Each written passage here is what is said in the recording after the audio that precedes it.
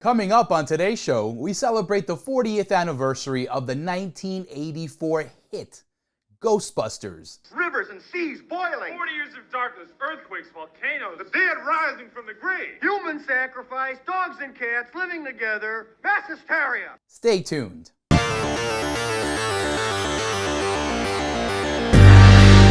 Welcome to Scary World, where we walk you through the latest and greatest in the world of horror. I am your host, Arturo Padilla. Hi. For those of you just joining us, don't forget to subscribe up above and say what's up down below. We have one major rule around here: no spoilers. Now that we got that out of the way, there are 5 categories: production, story, ensemble, horror, and legacy. Each category can score the maximum of 2 points. Showtime. Per IMDb, the synopsis goes: 3 parapsychologists forced out of their university funding set up shop as a unique ghost removal service in New York City, attracting frightened yet skeptical customers. This movie was directed by Ivan Reitman.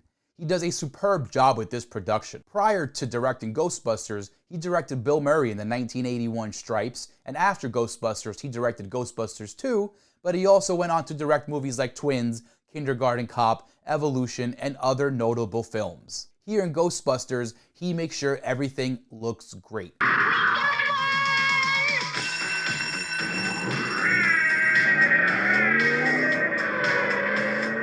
Even 40 years after its initial release, this thing still holds up to the test of time. It looks good. Even if you're watching it on TV, if you're watching it on a big screen, if you're watching it on 4K, anything, it just looks good. The shots are all well composed and well framed. Reitman makes sure that every shot was effective, impactful, and everything in focus had meaning to it. Aside from Gozer's dogs, this movie does use CG, and it is very effective and it looks good, especially in the mid-80s. That was no small feat.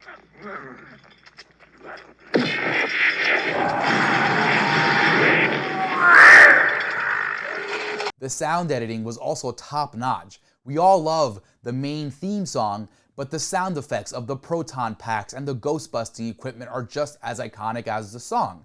The entire production holds up and was expertly executed. From top to bottom, this thing was just meant to succeed. It looks good, it sounds good, it comes off well visually, and as I said before, 40 years after the release of the movie, the visuals still hold up, and that is something amazing, especially for a movie made in '84. There were movies back then that do not hold up as well as Ghostbusters does, and that is just a testament to Ivan Reitman and his production team. And for the hard work done to make sure this movie looked great, to make sure this movie sounded great, and to make sure that everything just came off without a hitch and successfully, this movie gets a 2 for production. Reitman and his crew made sure this thing looked fantastic, and to this day, this movie still holds up. The story and the script was written by our very own Ghostbusters, Dan Aykroyd and Harold Ramis, who play Ray and Egon respectively. These guys did a phenomenal job with this script. It excellently blends comedy and horror into a seamless package. Try to imagine all life as you know it stopping instantaneously and every molecule in your body exploding at the speed of light. Right, that's bad. Very difficult to do even to this day. The acts are all laid out very nicely. They hit all the appropriate comedic and genre beats along the way. This was one of the best parts and the highlights of this movie. The ability to blend the comedy of the 80s with the very cool horror techniques and elements of that time and just kind of mash them together. No one would have thought this would have come out as such a success. Everyone really was concerned about the outcome of this production. And lo and behold, because of this strong script and this strong story, it was just able to succeed. It was too strong of a script, too strong of a story. Aykroyd and Ramis did a great job making sure that the characters worked well with one another, that the jokes hit well.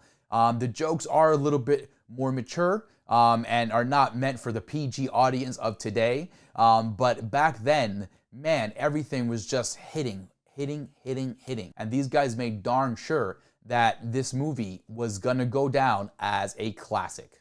And for the awesome job writing a great horror comedy, this movie gets a 2 for story. This is a great script, it's a great story, I can't say that enough. The entire cast does a great job with their roles. This was a true ensemble piece. Stick. Oh!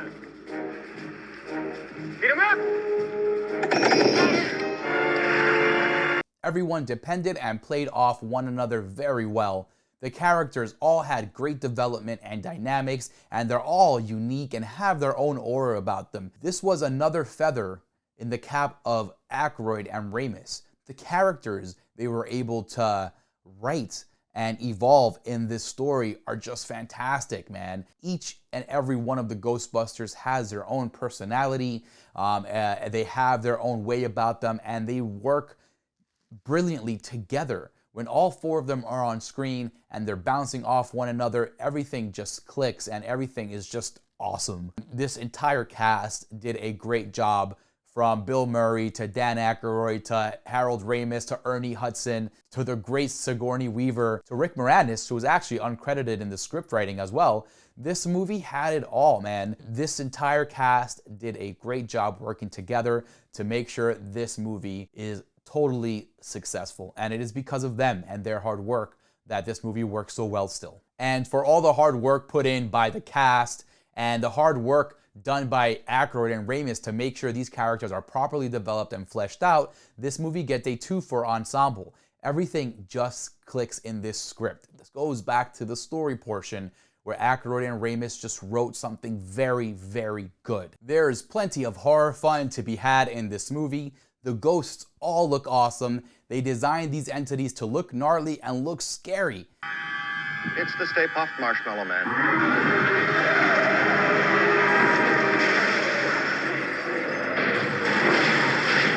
The animatronics and the puppets that were used along with the CG to enhance the look is just mwah, chef's kiss. Stay close. I know.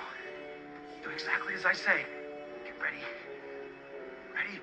Get her! They all worked in tandem to make this look successful. The use of animatronics and the puppets really helped the actors just stay in the moment and be on set and just work with something tangible in front of them. The CG used to enhance the look also was done very well and looks good on the screen even 40 years after its release. The outcome of all this excellent work is a very effective look that comes off great on the screen. The ghosts and the ghouls that came from this movie are legendary, and even to this day, those designs like Slimer, right, the Stay Puft Marshmallow Man, these things are just so ingrained in movie lore that they are part of the zeitgeist and part of history. That is what happens when you have a successful script and a successful production. You get characters and ghouls and creatures like these, man. You get Venkman along with Slimer, along with Zeddemore and Dana Barrett's character and Zool and Gozer. My goodness, folks, this thing has it all. And it still looks good. It still comes off the way Reitman wanted it to come off back in '84. And for the awesome animatronics and puppet work that looks great even 40 years after its release, this movie gets a 2 for horror. They did a great job with the designs of the monsters and the ghosts.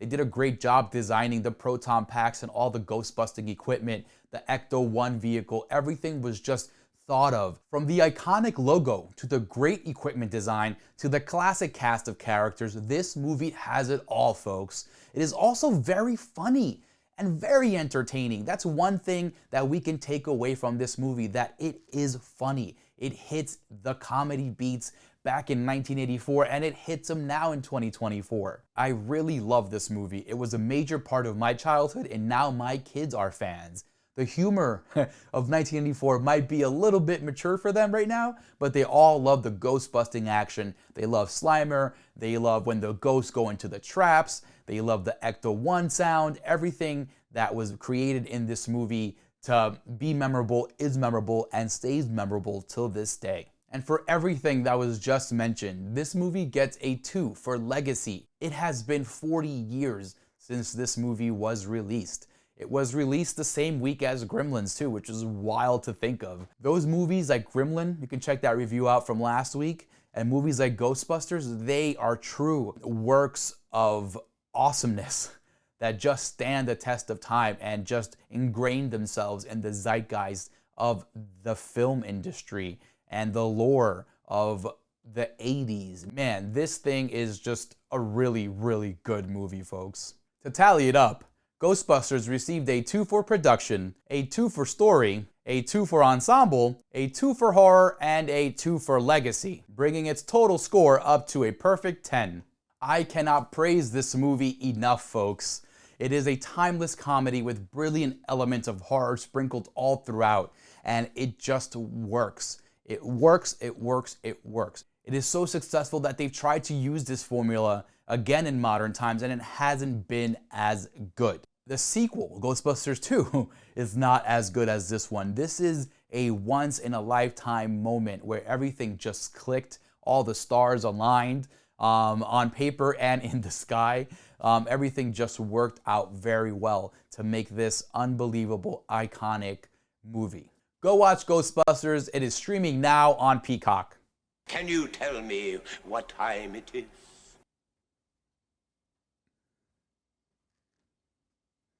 And that's a wrap, folks. Thank you for watching Scary World. Don't forget to drop a comment down below and hit the thumbs up on the video. Most importantly, do not forget to subscribe to the YouTube channel.